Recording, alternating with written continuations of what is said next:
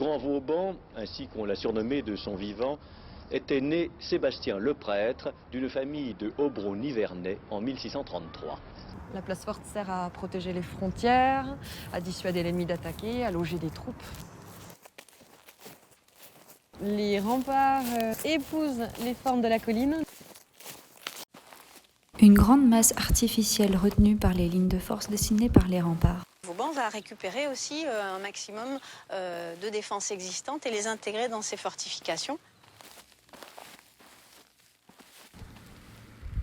Entre figé et vivant. Entre minéral et végétal.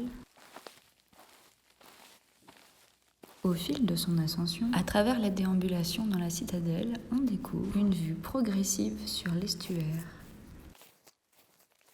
C'est-à-dire qu'il y a une belle couleur, c'est très minéral, mais en même temps, c'est un peu comme une petite campagne dans la citadelle, puisqu'on a des petites maisons, les arbres, des jardins, donc avec des lignes très horizontales.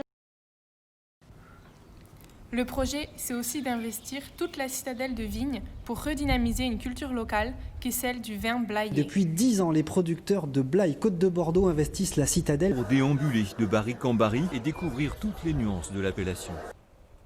Un paysage structuré par des lignes de force. La ligne d'horizon est dessinée par les remparts.